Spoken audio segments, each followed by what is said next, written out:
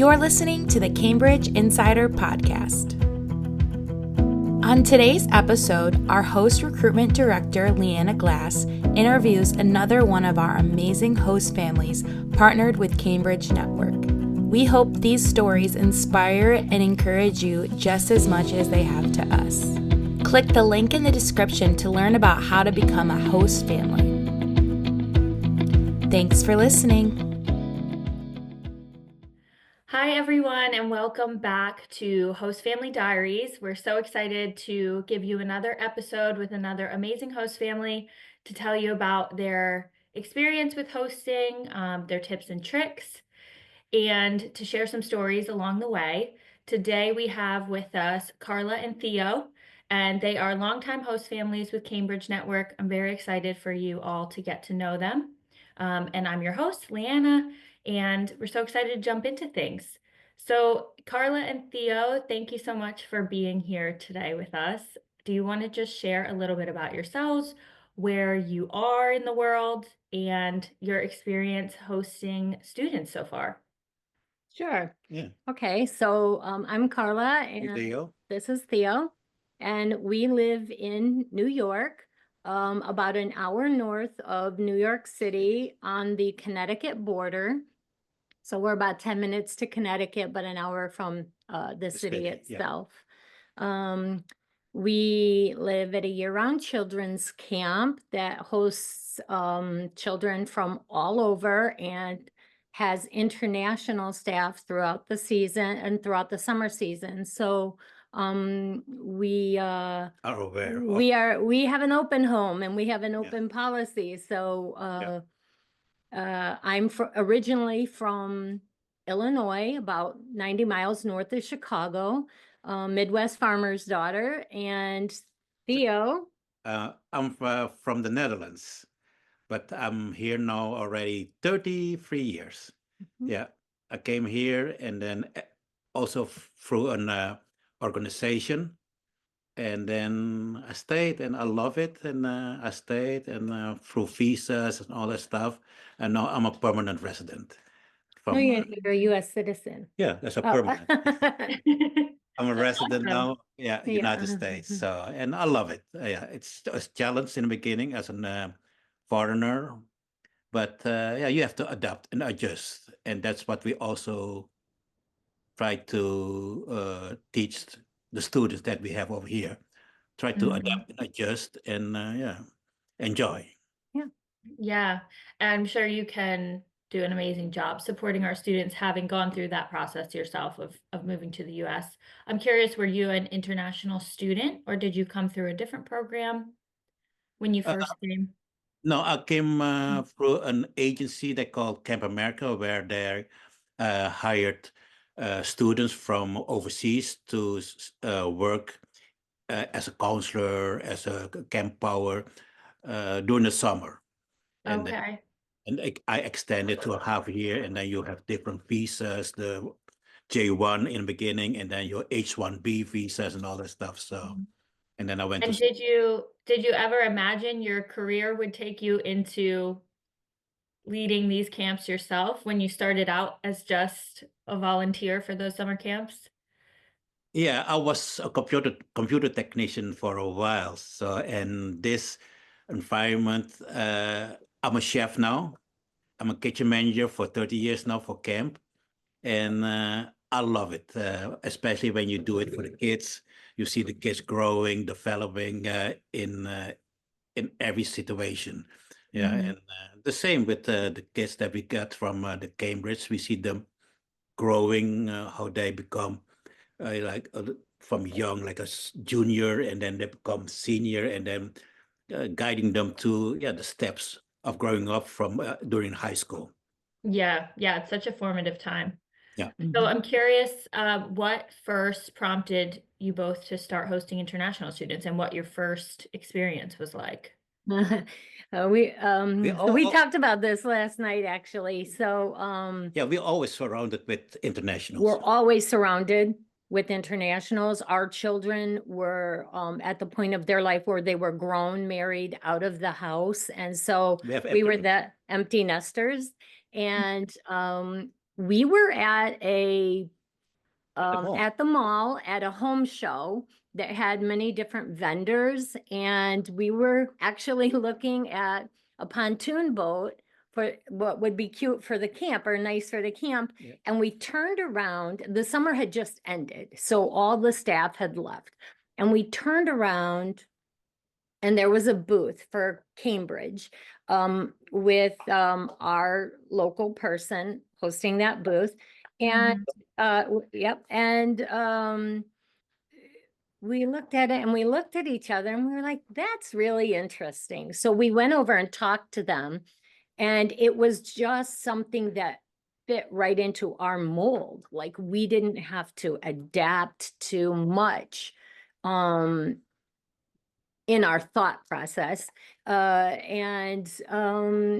got all of the information, and we met with Donna many times and did the paperwork, and we were accepted as host parents. And then we went through the process of our first host child, our first student, and met with their family virtually before she came, and we are still connected.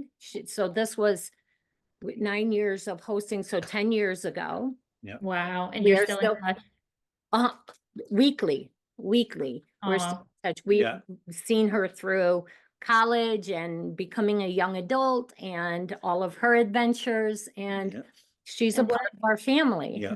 what country was she from? And how China. old? From China. Okay. All of our students except for one have been from China. China. And all from different areas, different backgrounds, different family situations. And yeah, it was great. The first experience was always the learning experience. And, you have this sort of grandiose plan that's going to take place that then you modify as the days go by. So Yeah. And we don't know that to host a student from China, the culture and how they're going to react when they come to us, Right. especially when our first student, she stayed the whole year with us. So that was, for us also adjustment, how to deal with that, especially the culture, how to try to teach her the American way of, going to school, catch the yellow bus and all that stuff, and going to the mall, shopping and all that stuff. But also like late night online session. the late night online session with the parents and the food wise, like what they eat for breakfast, what they don't eat for breakfast, and all this stuff. So yeah, it's a huge learning curve for host parents and for the students. Yeah. And so you hosted that student long term for about a school year, right? About 10 months. She was a high school senior when she came to our home. So we only hosted her for 1 year. Second one. The second and third one we hosted for 3 years each. Oh, wow. Separately, like 3 years and then 3 years. And then before this year, the last one was a high school senior when we started hosting him. So he was a 1-year student, and now we host from a different school, same organization, different school. And they're at a boarding school, so we are weekend host parents for them. Right. And I really want to get into that because one thing we haven't talked about on the podcast yet, we haven't heard from anyone who is a weekend host family. So we have certain schools who offer boarding Monday to Friday, and then Cambridge Network provides host families on the weekends for students to live with. So you've gotten the full range of experience from hosting one school year to consecutive school years to now being a weekend host family. So I'm so curious what your experience has been like and what differences you've noticed from hosting long-term students to short-term students, and weekend versus long-term. Okay, do you want me to go with that one? Okay, do you want to let her outside? I'm sure there are pros and cons, and we're all about honesty here. So Yeah, everyone wants to get, your real honest take on what the pros and cons are. So feel free. absolutely, absolutely. Yeah. So when you're hosting long-term, meaning, and I don't mean just the 3-year students, but full-time, so to Yeah, speak. like a full school year. Full school year, you have a different connection because they are in your home at all times, like your child. And our decision when we hosted was, when we host and bring a child into our home, whether it's full-time or part-time, they are a part of our family. Yep. So that is like top. That's the priority. They are part of our family. So being full-time, they're here for a lot longer. You see them first thing in the morning. You see them when they're late with their homework. You see them when they're not hungry or upset. And then when we transition to the weekend host parenting, there are pros to that, because there are people who have busier schedules and busier life situations that make it more feasible to host on the weekends, provide a home, provide that experience for the student. Mhm. But like for us, the experience comes back to us, meaning that we are providing for them, but they are providing something to us by letting us be their parent. We we don't have that whole Monday through Friday, catching the school bus, getting up on time, going to Yep. bed on time, middle of the night, online, whatever they're doing. We have them on the weekends, so it's a little bit more relaxed. Well, yeah. Much more relaxed. We usually one of the weekend days will have like dinner out or bring dinner in, and then we'll cook. Mostly we cook. Theo being Asian, it's easy to be able to cook what they might like as well. But I think it's important to try the other things, like, Yeah. okay, we don't need noodles every day, or we don't need, let's have, German food. German food, or Yeah, get a range. Yeah. Yeah. corned beef and cabbage, or whatever they might not have ever tried beef, or turkey at Thanksgiving. Yeah, but Right. they don't like black pudding. So, Yeah. yeah, so the weekend is a really good thing, and the school that we are hosting through is amazing. They're very good. I think one of the most important things when you're hosting, either full-time or part-time or weekends, is the communication piece, and not just with the student, but with the The school. school. Yeah. And making Yeah. sure you have an open communication with the school. If you are working hard at communicating without getting much feedback, then you want to address it early. So you don't want to wait until something becomes a situation or a problem, when, communication is as easy as the click of a button right now. Yes, that is such a great point. That's something we're always stressing with host families is bring up any concerns, no matter how small you think they are, right away, so that we can at least record it and document it and start getting that in the back of our minds that might be an issue down the road, because you don't want to wait for things to come to a head and then there may not be any recovery. Right. Yeah. Right. We had a great experience this past weekend, or I did actually. I think I was a little more involved than Theo, with one of our students as a senior, and she is very torn about the colleges she's been accepted to. And how do you make that decision? So she had a little spreadsheet, and we talked about things like geography and finance, and what are the most important things to her within that Joyce. algorithm of choosing. And so it just was a bonding experience, because her mom's not here to have that conversation with her.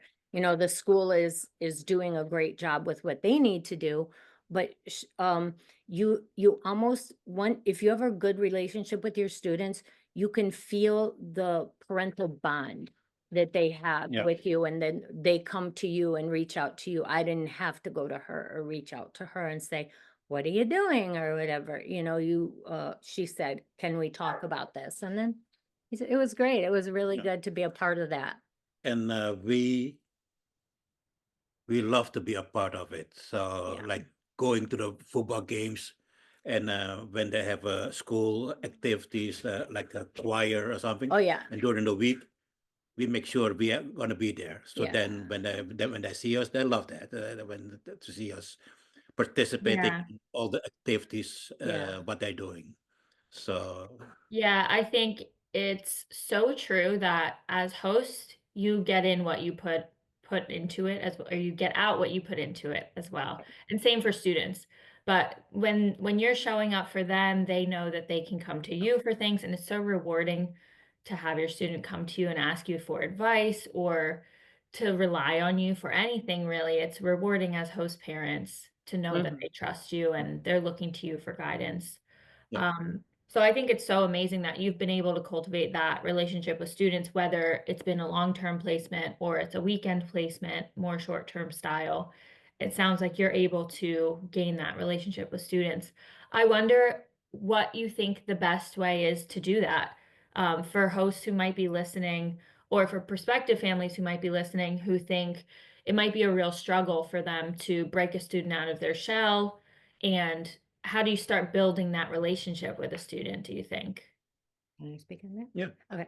So, first, and this is a learning lesson that it was for me, is understanding your expectation and not being hard on yourself. So giving myself some grace and understanding that my expectation of having a student here and what we might do might not be what happens just because they're not used to that.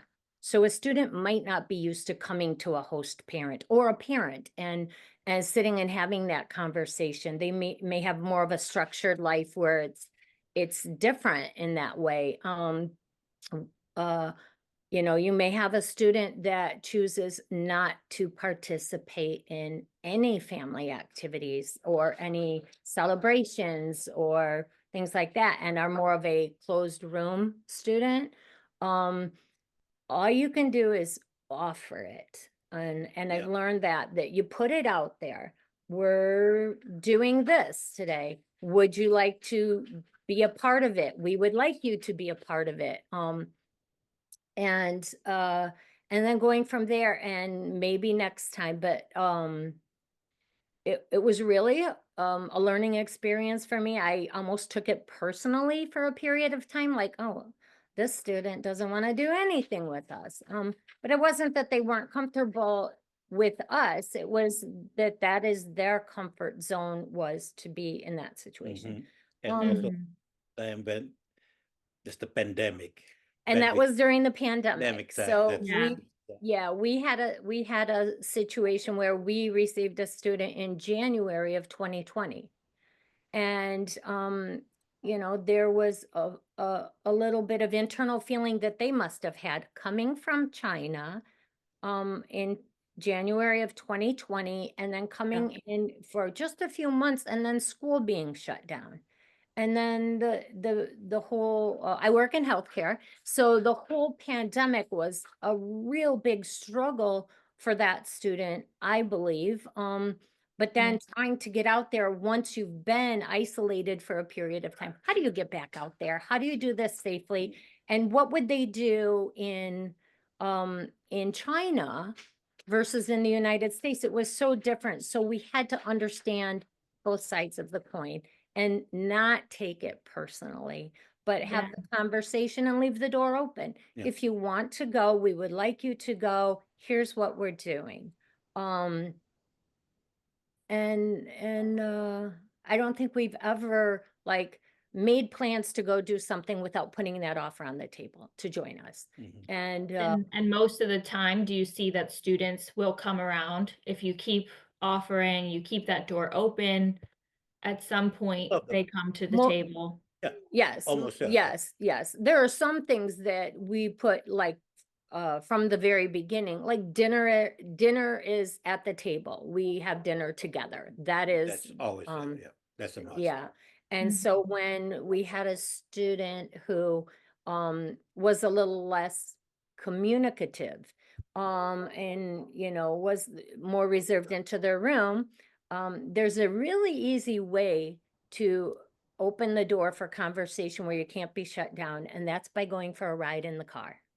So Yeah. once you're in the car, the communication is there. You're, With you. yeah, with me. So, and I will get in that car and start talking and won't stop. So it's like asking questions, but not not like a reporter. Making sure that they know that I'm interested in what they're doing. Prom's coming up for two of our girls, right? You know, our weekend girls. Just different things, but you just making sure you make the effort. And then once you've made the effort, if they don't come around, it's not because we're doing something wrong. It's just the way it is. Yeah, I think that is so key because it is so easy to take it personally. You think, you know, is it us? Are we doing something wrong? Why is the student uncomfortable? It must be something we're doing. But in reality, the transition to life in the US and everything a student is going through, you really don't know all of it. And all you can do is control your own behaviors and making sure that that student feels like when and if they're ready to come and join you for dinner or a weekend activity, whatever it may be, that they know that door is open. And I think just continuing to offer over and over again is really, that's what I hear from Part almost of every their host I speak with, is developing what phase. works. Yeah. And then, you know, like Theo said, it's part of their development, but if you take into consideration, it's not just because they're an international student or from whatever country they might be from. You can look at, I have grandchildren this age. So I Yeah, have a 15-year-old act like a 15-year-old. yeah, Doesn't Yes, matter. teenagers Yeah, are teenagers. teenagers, yes, yeah. teenagers are teenagers, no matter what. It's not any different in our culture than it is in any other culture for a student to be on their cell phone or doing what they're doing. You know, it's just not we don't every evening sit around the sofa and watch a movie together. You know what I mean? It's just Oh, not. yeah. Yeah, they want their own. My grandchildren don't do that. So Yeah. Yeah. we understand that. We We understand. have to be realistic, keep very realistic expectations is what I try and instill in every new host family too. Because like you said, you go into it at the beginning with a grandiose idea of, you know, this amazing relationship that's going to form between you and a student right away. And the truth is, it takes a while, just like with any human to human relationship that you're going to build from scratch. It's not going to happen overnight. Um, and yeah, like we're saying, just keeping the door open, making sure the student is feeling comfortable is the best way to get them to come out, so to speak, when they're ready. Um, so I am very curious what a weekend in your life looks like right now, hosting students who live with you Friday to Sunday. What does pick up from school, drop off from school look like?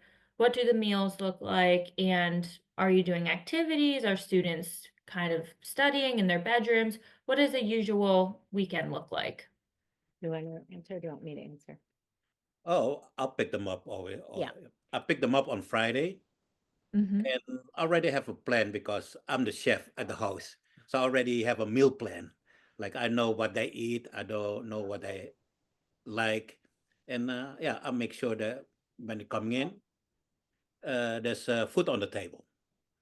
And then after that, and then most of the time they tired. After weekend of studying, they tired. When they step in the car, they fell asleep. Yeah. Yeah, wake them up like we're here. All right. Yeah, For him, for me, when I pick them up, I talk all the way. Like, how was your week? What did you do? So yeah, it's because they're girls. yeah, yeah. So Theo usually picks them up on Friday. And it's usually, you know, either after school or after their school activity, whichever the schedule goes by. That Friday is like when they come home, we have dinner together, and usually Friday we have dinner at home. And then they go to their rooms, they relax, they go to each other's rooms and watch videos or just hang out together. They have very long days at their school, so they have long days and then study halls in the evening, so they're tired. And then on Saturdays, we may have like our grandchildren may have a basketball game or something to do. So then would you like to go to that? I make sure I do usually a grocery store Yeah, thing. they what?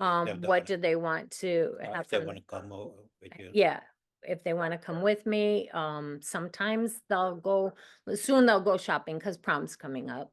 So And then Sundays, very relaxed. I do a volunteer at a hospice center on Sunday evening, so Theo usually takes them back to school. And, but the meals for, breakfast have changed a little bit because, they're not a bacon and eggs breakfast, student. They like their, soup or their noodles or their traditional food, so they'll make that sort of in, closer to noon time. yeah, Yeah, because they sleep in. Yes, I imagine they like to sleep in. They're not out Yeah, there. they do, but they're usually awake by noon. And then in the early evening, we'll have a dinner. We've taken them to different things during the holidays. We went to see like Trans-Siberian Orchestra, just different concerts. New York City. And some Wow. things may be more uh, less interesting for them, but they make an effort to go and do it. Yeah, yeah. That's Next really week is nice. Easter. We'll go to our my son's house. They come with us. Well, yeah, it's very relaxed on the weekends. If they have something to do, they let me know, If and they then would, we yeah. sort of juggle the schedule around that, but it's never never. Sometimes they have to do stuff from school. Yeah, sometimes they have like school activities on a Saturday morning and then they go to a competition or something. Take them, we pick them up, and Yeah. Yeah, so sometimes there's some Saturday transportation back to school for a sport or an activity. Sometimes it's provided through the school. It just depends on the school that you host at. This school, provides that transportation. Okay. So, Very nice. yeah. Yeah, it sounds great. I think what you mentioned towards the beginning of our conversation about the differences with weekend hosting versus the long-term full school year hosting is you're getting kind of a different side of the students. On the weekends, you're getting a very relaxed and laid back, I'm here to rest and recover from my long, busy week. Um, and you're able to make weekends as busy or as laid back as you please, really. Yeah. And then when you're hosting students long term through the school year, you're getting to see them, you're seeing them 24/7, really. So, yeah, I think it really depends on what a family's day-to-day schedule looks like and how much capacity you have for hosting. For some families, weekend hosting works out really well to just have that commitment Friday to Sunday. And for It's a other wonderful families who, opportunity. It's a wonderful opportunity. And for us, that weekend opportunity was also giving you the plug with Cambridge. And so, if Cambridge wasn't with this school, then what school is Cambridge with? Because our choice was to stay with Cambridge. So that was the opportunity we was, tried with. yeah. yeah, have you had experiences with other agencies, hosting through other agencies before as well? Or have you just hosted through Cambridge Network? We had an experience with another agency. Okay. And we Yeah. come back. Yeah. Well, that year, Cambridge didn't have a new student. Yeah. And so then it was the situation where, okay, they don't have a student. If we still want to host, here's the agency that does. Yeah. And we're back with Cambridge. And Yeah. And I don't think there's a lot of new students, especially at the school we host for, which is the Harvey School. So That's we are right. very fortunate, Yeah. very fortunate. Yeah, the Harvey School brings in a ton of students each year. It's a Yes. big program for us. We're always in need of more host families, as Yes. respite care hosts too, because even though it's a short-term commitment, if you're away for a weekend, we still need backup families who are available just to step in while other hosts are traveling. So it's so great to hear you've had a really good weekend hosting experience too. Um, the last thing I want to ask is just the difference hosting one student versus hosting two or three students. I don't know how many you've hosted at one time, but a lot of people ask me when they're interested in hosting, what do you recommend? Should we start out with just one student? Is it easier to host two students? I'm curious where your opinions fall on that. So when we host full-time, we host one student because we felt like we needed to give that student The full attention. the full attention. We didn't know where they were coming from. They don't know where we're coming from. So it was just Easier for just an to focus easier on situation. one student. Yes. Mhm. And then when it was presented to us to be a weekend host parent, first it was a respite situation. So we were asked, would we respite these two girls who then asked to come back the following school year to our home. So we have the space. It's a weekend host parenting. So it was like, absolutely, they were already connected. They knew each other. Their choice was to come here, so we weren't gonna say no. Mhm. And what we did learn was that one of the things they prefer, meaning the students, for our weekend students, is they prefer not to be in the same room for their weekend hosting. Only because they live in the more dormitory style in the school. So they really, although they're good together, they're like sisters, they're fine in that aspect, they need a little privacy. And this is Yeah. the only place Right. that they get it. They only get privacy on the weekends in their own room. So, Mhm. so Yeah, we that's a had to be, great point too. Because Harvey School students, they share a room during the week. Yeah. correct. So yeah, that's a good consideration. Yeah. And the other big thing that comes with hosting one student versus two students is our stipend is per student. So if you do have the space for hosting two students, I always think it's worthwhile for host families because students come out of their shell a little bit faster when there's another peer in the home from Yes. Oh, my yeah. experience. Yes. They feel a little bit more comfortable. They're like, I have a friend in the home. We're going through the same things at the same time. Just makes everyone feel a little bit more relaxed. Yes. And I think for host families too, when you're sitting down for dinner, that one-on-one, just host and student, maybe they A feel little awkward.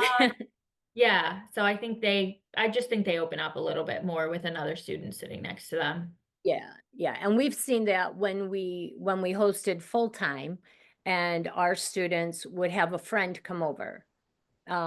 Another student from their class that are within the agency, then they would spend the weekend or come over and spend the night or something, and you see a different side of them. Mhm. So we've seen both sides of it. Initially, though, it's almost like being a new parent. We didn't know what we were doing. We had to learn their culture as well, because if you think you know their culture and you've not lived it, you really don't. You know, No. there's, certain holidays they celebrate, certain gifts you should or should not give, certain colors you should or should not consider. Mhm. All these different things that you learn about. And we were like new parents again. Same like So, celebrating Christmas. They don't know what it is. yeah, celebrating Yeah. Christmas was like, okay, come on, Saturday, we're gonna decorate the tree. They're like, Yeah. what does that mean? Yeah. And now the Yeah. Eastern eggs and all that stuff. So we do Yeah. all that stuff. Yeah. Yeah, and Americans just decorate for everything, right? So every holiday we're like, Pretty we're much. decorating, we're putting lights up. Pretty Yeah. much. Yes. a Yeah, lot it's of. really fun, all the cultural exchange and especially on holidays. Yeah. It's so So fun. you have to always sometimes be careful in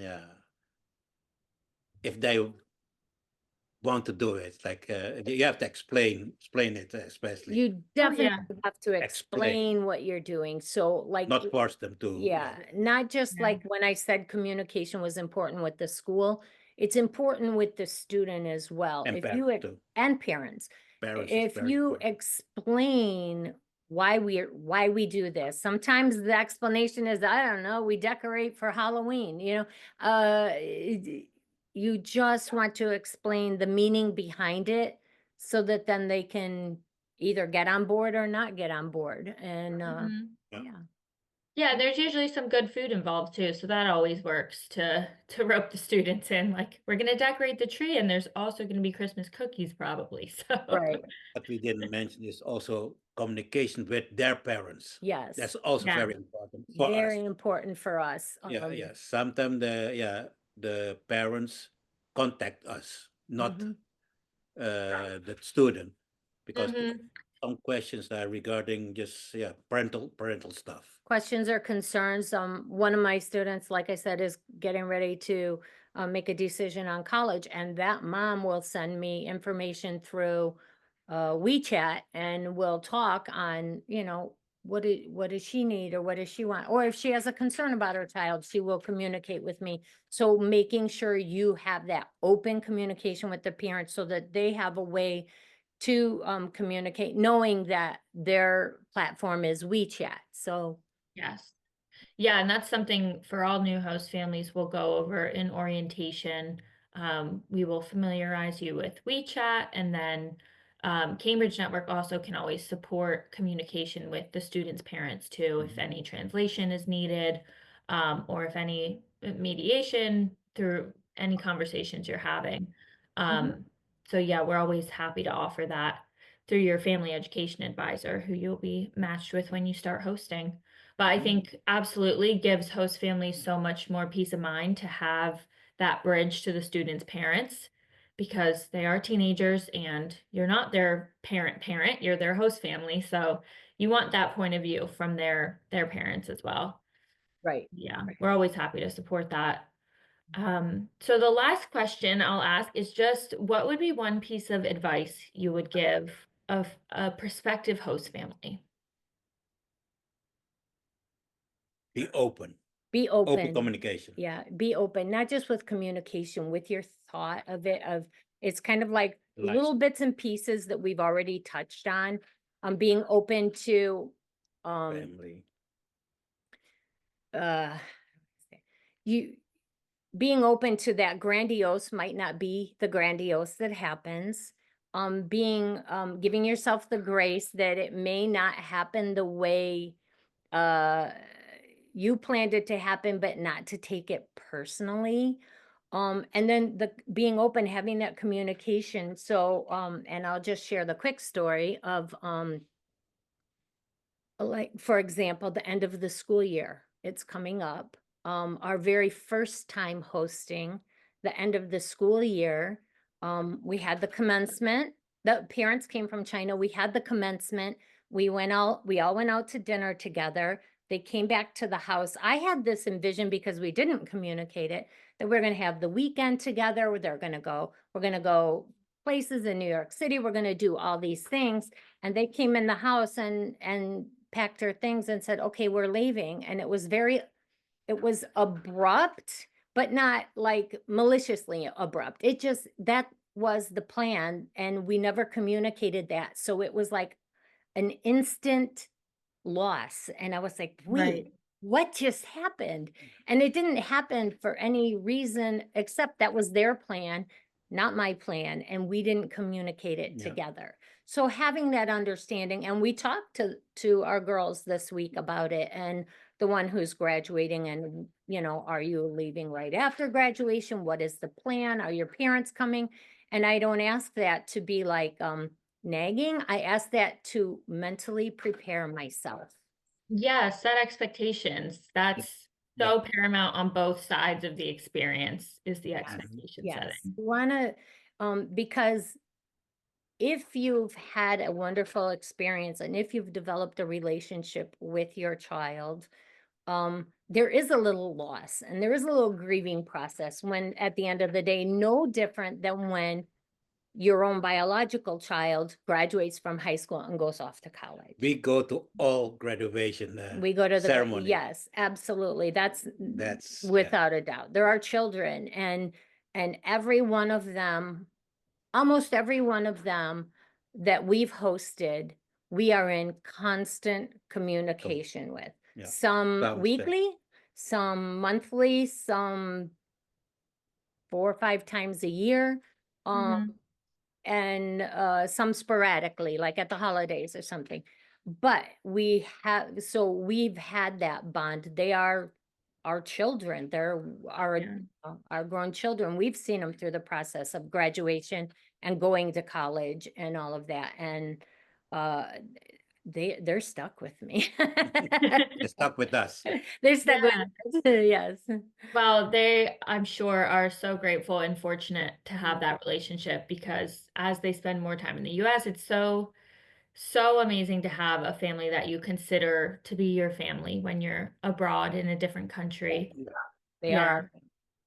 Yeah. Well, thank you both so much for taking You're the time welcome. sharing your Oh, experience thank today. you for having us. Yeah, This is thank you. wonderful. And if people are interested in hosting, I hope they watch these diaries and they get the information from all different families because perspectives are different. Sometimes it's based on your own family style or your geography or the schools they go to. So it's really important that they look into the whole picture of it and be open to it. Yes, that's so true. It's so dependent on so many different factors. Also, the student you're matched with and your own family dynamic, the school, like you said. So that's why we hope to provide a lot of episodes of this series so that you can hear perspectives from Yeah. lots of different people from different places in the US who are paired with different schools too. Yes. Great point. Yeah. Yep. Well, thank you both again. It Welcome. was a pleasure having this you. conversation. And thank you to everyone who's listening and watching. And we're excited to see you on the next episode of Host Family Diaries. And thank you again. Hope you all have a great rest of your day. Okay, Bye-bye. thank you. Thank you. Bye-bye. Thanks for listening to the Cambridge Insider Podcast. Don't forget to like and subscribe to our YouTube channel to never miss an episode. For more Cambridge updates, follow us on Facebook, Instagram, and LinkedIn. Have a great week and stay connected.